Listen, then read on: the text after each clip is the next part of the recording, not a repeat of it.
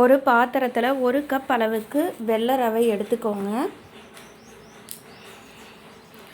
Measuring cup எல்லாத்துக்குமே ஒரே அளவுகளோட எடுத்துக்கோங்க. 1 கப் எந்த கப்பில் ரவை எடுத்தீங்களோ அதே கப்பில் 2 கப் அளவுக்கு தண்ணி சேர்த்துட்டு எல்லாத்தையும் நல்லா மிக்ஸ் பண்ணி விட்டுருங்க.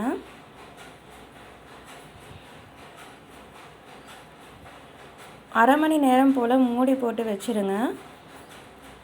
1 கப் ரவைக்கு 1 கப் அளவுக்கு நாட்டு சர்க்கரை எடுத்துக்கோங்க. நாட்டு சர்க்கரையை சேர்த்துட்டு எல்லாத்தையும் ஒன்றா நல்லா மிக்ஸ் பண்ணிக்கலாம். நல்லா கலந்து விட்டுக்கோங்க. இது ஒரு 2 மணி நேரத்துக்கு அப்படியே இருக்கட்டும், மூடி போட்டு வச்சிடலாம். பாருங்கள், 2 மணி நேரத்துக்கு அப்புறம் ரவை நல்லாவே ஊறி வந்திருக்கு. இப்போ நம்ம இதில் 1 கப் அளவுக்கு கோதுமை மாவு சேர்த்துக்கலாம். 1 கப் ரவை, 1 கப் கோதுமை மாவு, 1 கப் அளவுக்கு நாட்டு சர்க்கரை சேர்த்துருக்கேன். 2 கப் அளவுக்கு தண்ணி சேர்த்துருக்கேன். கொஞ்சம் போல் ஒரு பிஞ்ச் அளவுக்கு சோடாப்பு சேர்த்துக்கோங்க, ஆப்ப சோடா. எல்லாத்தையும் சேர்த்துட்டு பாருங்கள், ஒன்றா மிக்ஸ் பண்ணிக்கோங்க. மாவோட கன்சிஸ்டன்சி இந்த லெவலில் இருக்கும். இப்போ இதை ஒரு 6லேருந்து 7 மணி நேரம் போல் அப்படியே வச்சுடுங்க, புளிக்கட்டும் நல்லா. பாருங்கள், 7 மணி நேரத்துக்கு அப்புறம் நல்லா புளிச்சு வந்திருக்கு. இப்போ நம்ம இதை பணியார கல்லில் எடுத்து ஊற்றிக்கலாம். ஸ்டவ் ஆன் பண்ணி பணியார கல் வச்சுட்டு ஆயில் இல்லைன்னா நெய் சேர்த்துக்கோங்க.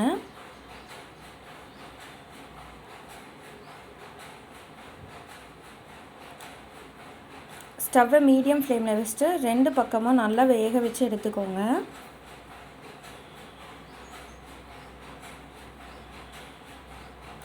டேஸ்ட் வைஸ் ரொம்பவே சூப்பராக இருக்கும். குழந்தைங்க விரும்பி சாப்பிடுவாங்க. கட்டாயமாக செஞ்சு பாருங்கள். பாருங்கள், ஒரு சைடு வெந்துருச்சு. இப்போ நம்ம இதை திருப்பி இன்னொரு சைடு நல்லா வேக வச்சு எடுத்துக்கலாம்.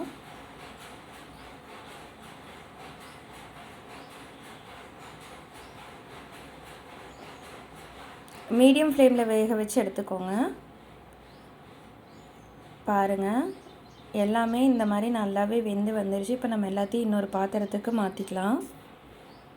ரிமைனிங் இருக்கிற மாவுலேயே இந்த மாதிரியே நம்ம சுட்டு எடுத்துக்கலாம். அவ்வளோதாங்க, ரொம்பவே சூப்பராக நம்மளோட ஸ்வீட் குனி பணியாரம் ரெடி ஆயிடுச்சு. கட்டாயமாக செஞ்சு பாருங்கள்.